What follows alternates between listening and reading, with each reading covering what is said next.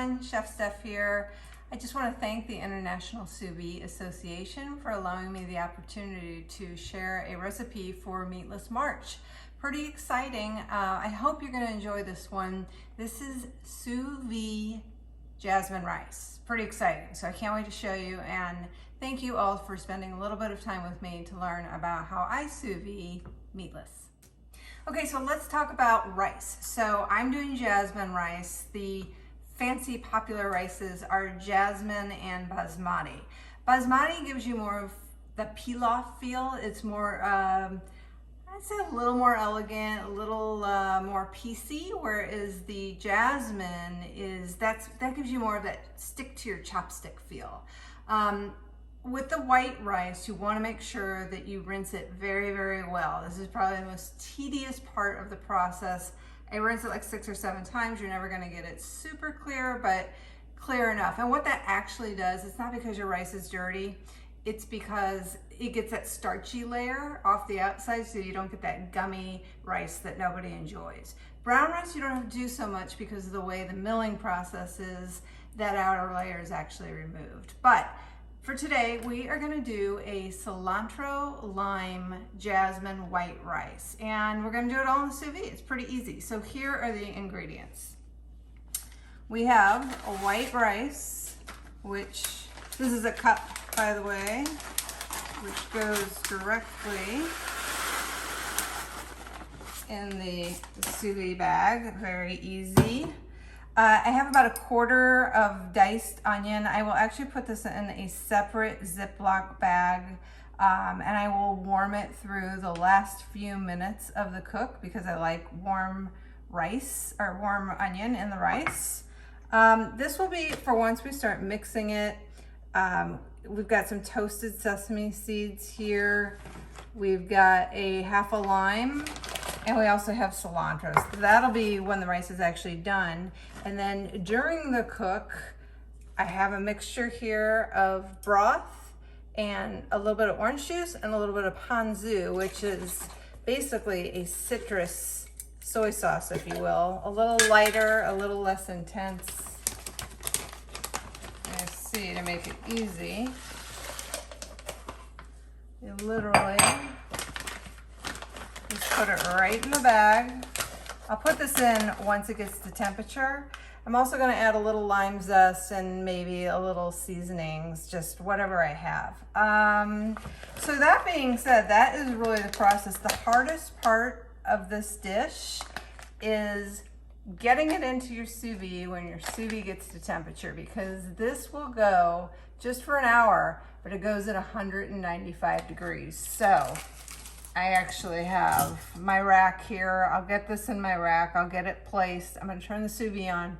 When it gets up to temp, we'll go ahead and drop it like it's hot, because it is. And then this will go in a separate bag, like I said, probably last 20 minutes or so. So stay tuned. We'll get up to temp and we'll keep going. Okay, so we are almost at temp. We are at 194.7. Soon we're going to be at 195, which is the golden temperature, and we will hear a blum, blum, blum. But I'm going to go ahead and drop it. We're talking about 0.2 of a degree. So you want to be really careful with this. I've done this a couple times, so I'm going to go ahead and do this slowly. But if you're new to these high temps, please use a pot holder. Blum, blum, blum. So here we go.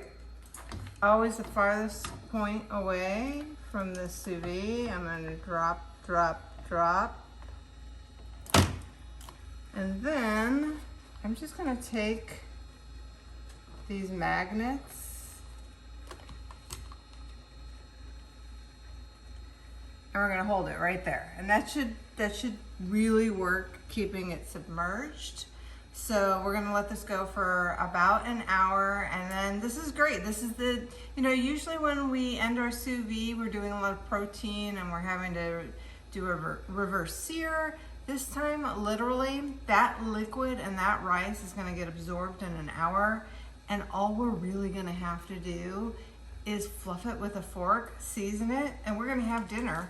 And in about 40 minutes, we're gonna go ahead and drop this onion just to warm it through, and then we'll also submerge it with a magnet. But it's gonna be so hot we're just gonna drag the magnet down, and that should help with our float. You'll see. We'll be right back. All right, so this is what it turns out to be. So really, all you have to do is put your rice in your bowl. You see, now we're just fluffing that rice. I really should be using a fork, but just to give you an idea, I fluff the rice. I'm gonna add a little bit of lime, because it is lime cilantro, by the way. The rest of the zest, a little bit of cilantro, and I am going to grab a quick fork and just fluff this. So yeah, it is a little bit together when you take it out. And if you like it a little more al dente, you can definitely do 45 minutes instead of 60. And you can just make this your own. Put whatever flavors you like into it. I like it pretty simple. Cilantro, lime, I can smell it. I love it. A little more. And here is how I plate this. My good old friend, the ice cream scooper. I do a nice solid pack of this. I turn my bowl upside down. I get a nice scoop. Get that. And those toasted sesame seeds, you remember that? Your lime wedge, if you want a little bit more. A little more top of cilantro. And there's your sous vide cilantro lime rice. Bon appetit, everyone. Thanks again for letting me be part of your sous vide.